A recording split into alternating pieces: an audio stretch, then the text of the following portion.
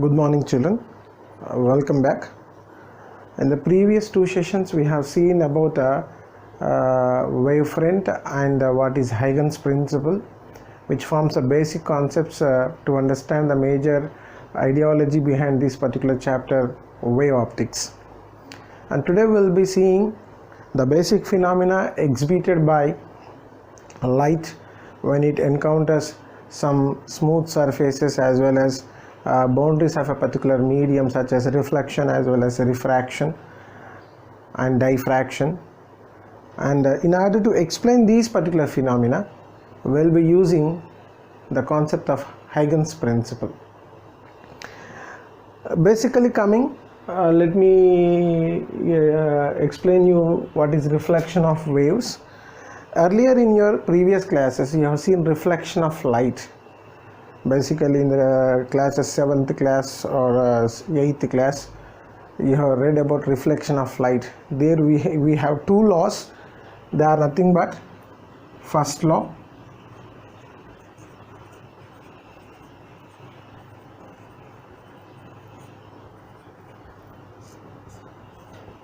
that is angle of incidence is equals to angle of reflection, and the second law is incident ray normal and reflected ray will lie in one plane.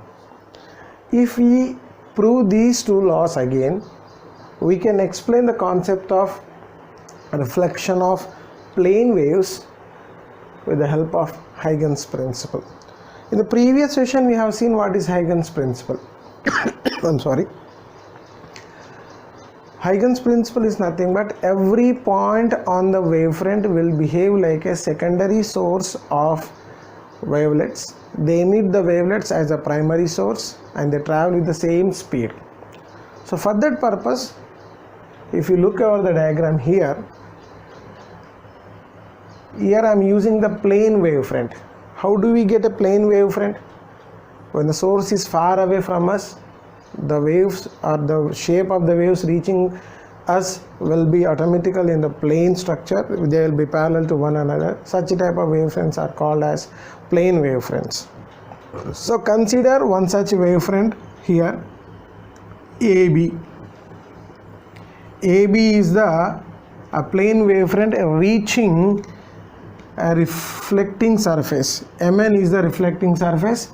AB is the wavefront which is reaching towards the reflecting surface. So here it is not coming parallelly or perpendicularly to the reflecting surface. It is coming with certain angle, and that angle I am demonstrating here. In the plane wavefront AB, the A is first touching the surface here, whereas B takes some time to reach the reflecting surface. As soon as the A touches here, what will happen? By the time B need to, in order to touch the surface, B need to travel from this point to this point. Let V be the velocity of your wave.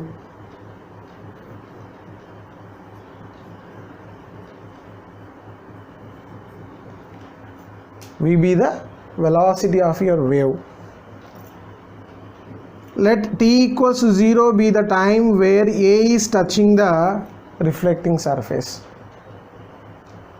T be 0. And I have taken, in order to travel the wavefront from B to C, let it take a time t seconds. So now BC will be equal to Vt. You all know, we have discussed in the previous session. In the same time, A will generate a wavefront which will travel a distance of Vt, but here it get reflected back.